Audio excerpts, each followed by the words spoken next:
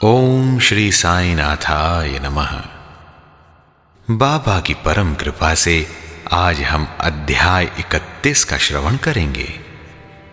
इस अध्याय में मुक्तिदान अर्थात बाबा के कुछ भक्त जैसे सन्यासी विजयानंद, बालाराम मानकर, नूलकर, मेघा और बाघ की मुक्ति की कथाओं का श्रवण करेंगे। सन्यासी व भक्त गृहस्थ और शेर बलवान, सबने बाबा की शरण में पाया मुक्तिदान। प्रारंभ। मृत्यु के समय जो अंतिम इच्छा या भावना होती है वही भवितव्यता का निर्माण करती है। श्री कृष्ण ने गीता में कहा है कि जो अपने जीवन के अंतिम क्षण में मुझे स्मरण करता है वह मुझे ही प्राप्त होता है, तथा उस समय वह जो कुछ भी दृश्य देखता है उसी को अंत में पाता है। यह कोई भी निश्चयात्मक रूप से नहीं कह सकता कि उस क्षण हम केवल उत्तम विचार ही कर सकेंगे।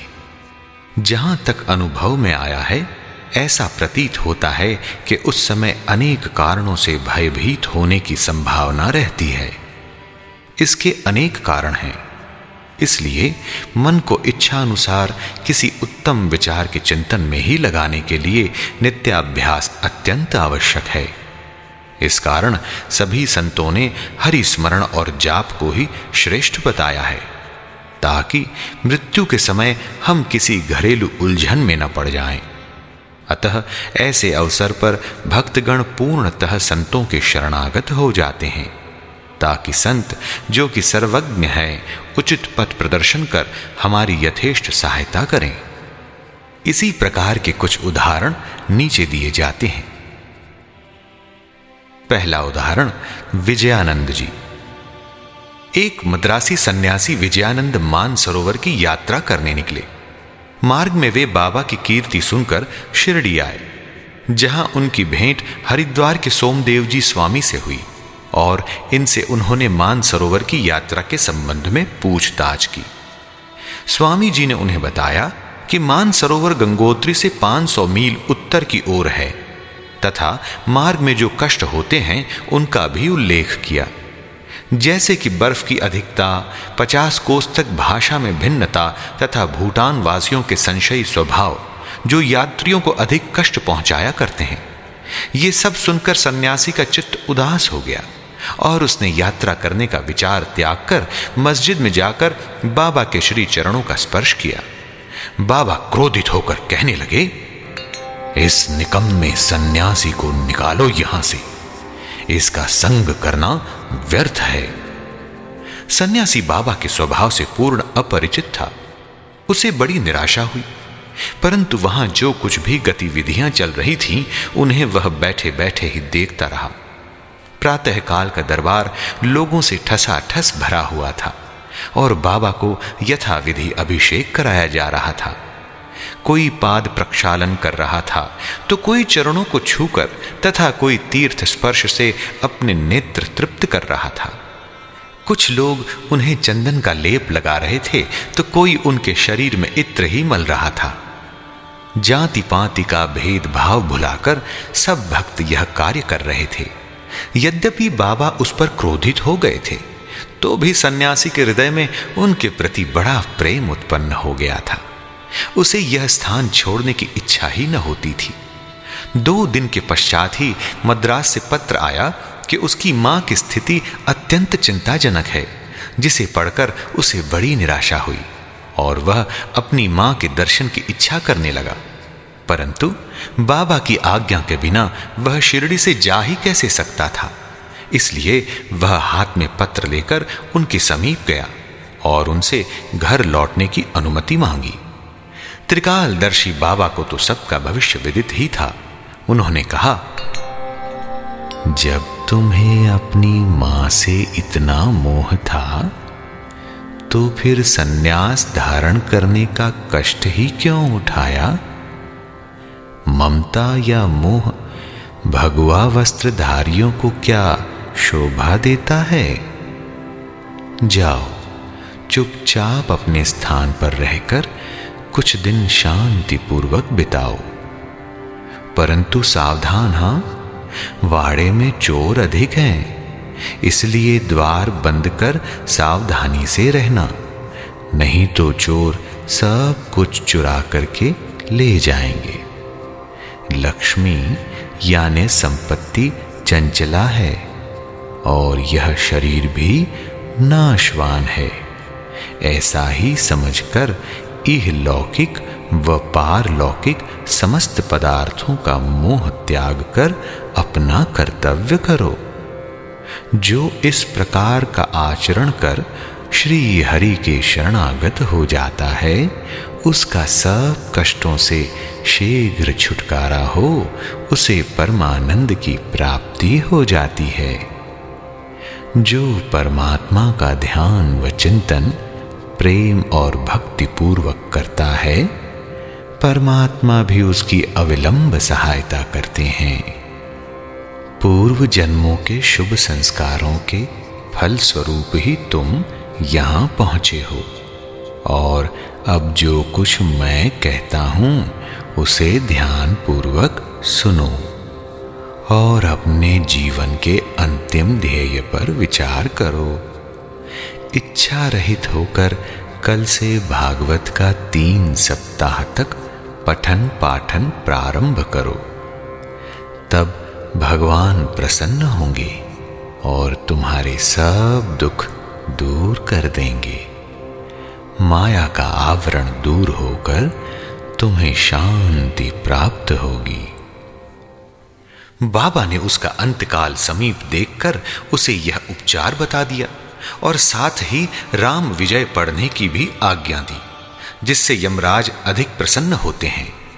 दूसरे दिन स्नानादि तथा अन्न शुद्धि के कृत्य कर उसने लेंडी बाग के एक एकांत में बैठकर भागवत का पाठ प्रारंभ कर दिया। दूसरी बार पठन समाप्त होने पर वह बहुत थक गया और वाड़े में आकर 2 दिन ठहरा। तीसरे दिन बड़े बाबा की गोद में उसके प्राण पखेरु उड़ गए। बाबा ने दर्शनों के निमित्त एक दिन के लिए उसका शरीर संभाल कर रखने के लिए कहा। तत्पश्चात पुलिस आई और यथोचित जांच पड़ताल करने के उपरांत मृत शरीर को उठाने की आज्ञा दे दी। धार्मिक कृत्यों के साथ उसकी उपयुक्त स्थान पर समाधि बना दी गई। बाबा ने इस प्रकार सन्यासी की सहायता कर उसे सद्गति प्रदान की। आइए अब दूसरी कथा सुनते हैं बालाराम मानकर जी की। बालाराम मानकर नामक एक गृहस्थ बाबा के परम भक्त थे। जब उनकी पत्नी का देहांत हुआ तो वे बड़े निराश हो गए और सब घर बार अपने लड़के को सौंप वे शिरडी में आकर बाबा के पास रहने लगे। उनकी भक्ति देखकर बाबा उनके जीवन की गति परिवर्तित कर देना चाहते थे, इसलिए उन्होंने उन्हें 12 रुपए देकर मछिंद्रगढ़ जिला सतारा में जाकर रहने को कहा। मानकर की इच्छा उनका सानिध्य छोड़कर अन्यत्र कहीं जाने की न थी, परंतु बाबा ने उन्हें समझाया, तुम्हारे कल्याणार्थ ही मैं यह उत्तम उपाय तुम्हें बतला रहा हूं, इसलिए वहां जाकर दिन में 3 बार प्रभु का ध्यान करो। बाबा के शब्दों में विश्वास कर वह मछिंद्रगढ़ चला गया और वहां के मनोहर दृश्यों, शीतल जल तथा उत्तम पवन और समीपस्थ दृश्यों को देखकर उसके चित्त को बड़ी प्रसन्नता हुई।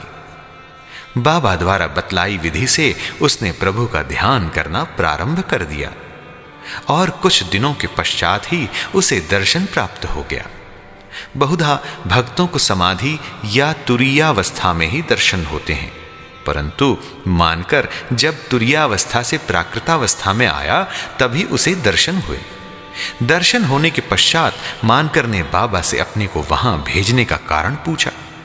बाबा ने कहा, शिरडी में तुम्हारे मन में नाना प्रकार के संकल्प विकल्प उठने लगे थे, इसी कारण मैंने तुम्हें वहां भेजा कि तुम्हारे चंचल मन को शांति प्राप्त हो। तुम्हारी धारणा थी कि मैं शिरडी में ही विद्यमान हूं और 3.5 हाथ के इस पंच तत्व के पुतले के अतिरिक्त कुछ भी नहीं हूं। परंतु अब तुम मुझे देखकर यह धारणा बना लो कि जो तुम्हारे सामने शिरडी में उपस्थित है और जिसके तुमने दर्शन किए, वह दोनों अभिन्न हैं या नहीं। मानकर वह स्थान छोड़कर अपने निवास स्थान बांद्रा को रवाना हो गया। वह पूना से दादर रेल द्वारा जाना चाहता था, परंतु जब वह टिकट घर पहुंचा तो वहां अधिक भीड़ के कारण वह टिकट खरीद न सका। इतने में ही एक देहाती, जिसके कंधे पर एक कंबल पड़ा था तथा शरीर पर केवल एक लंगोटी के अतिरिक्त कुछ भी न था, वहां आया और मानकर से पूछने लगा, आप कहां जा रहे हैं? मानकर ने उत्तर दिया, मैं दादर जा रहा हूं। तब वह कहने लगा कि मेरा यह दादर का टिकट आप ले लीजिए, क्योंकि मुझे यहां एक आवश्यक कार्य आ जाने के कारण मेरा जाना आज नहीं हो सकेगा। मानकर को टिकट पाकर बड़ी प्रसन्नता हुई और अपनी जेब से वे पैसे निकालने लगे। इतने में टिकट देने वाला आदमी भीड़ में कहीं अदृश्य हो गया। मानकर ने भी भीड़ में पर्याप्त छानबीन की, परंतु सब व्यर्थ ही हुआ। जब तक गाड़ी नहीं छूटी, मानकर उसके लौटने की ही प्रतीक्षा करता रहा, परंतु वह अंत तक न लौटा। इस प्रकार मानकर को इस विचित्र रूप में द्वितीय बार दर्शन हुए। कुछ दिन अपने घर ठहरकर मानकर फिर शिरडी लौट आया और श्री चरणों में ही अपने दिन व्यतीत करने लगा। अब वह सदैव बाबा के वचनों और आज्ञा का पालन करने लगा। अंततः उस भाग्यशाली ने बाबा के सम्मुख उनका आशीर्वाद प्राप्त कर अपने प्राण त्यागे। आइए अब तात्या साहेब नूलकर की कथा सुने। हेमाड़ पंत ने तात्या साहेब नूलकर के संबंध में कोई विवरण नहीं लिखा है। केवल इतना ही लिखा है कि उनका देहांत शिरडी में हुआ था। साईं लीला पत्रिका में संक्षिप्त विवरण प्रकाशित हुआ था।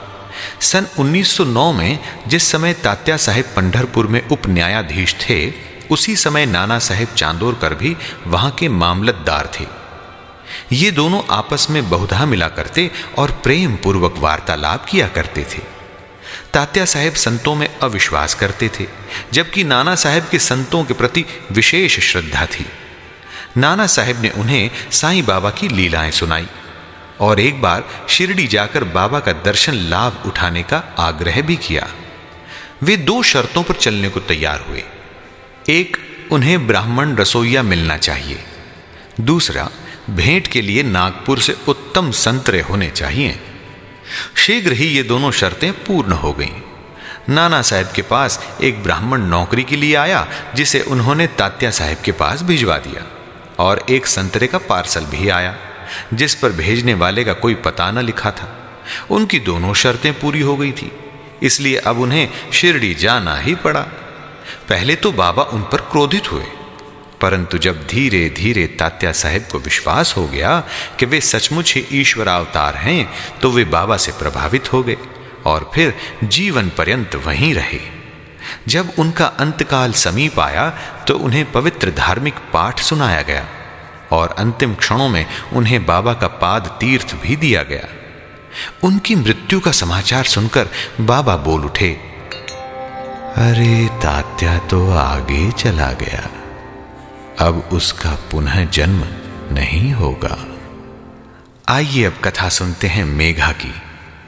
28वें अध्याय में मेघा की कथा का वर्णन किया जा चुका है। जब मेघा का देहांत हुआ तो सब ग्रामवासी उनकी अर्थी के साथ चले और बाबा भी उनके साथ सम्मिलित हुए तथा उन्होंने उसके मृत शरीर पर फूल बरसाए। दाह संस्कार होने के पश्चात बाबा की आंखों से आंसू गिरने लगे। एक साधारण मनुष्य के समान उनका भी हृदय दुख से विदीर्ण हो गया। उसके शरीर को फूलों से ढककर एक निकट संबंधी के सदृश रोते पीटते वे मस्जिद को लौटे।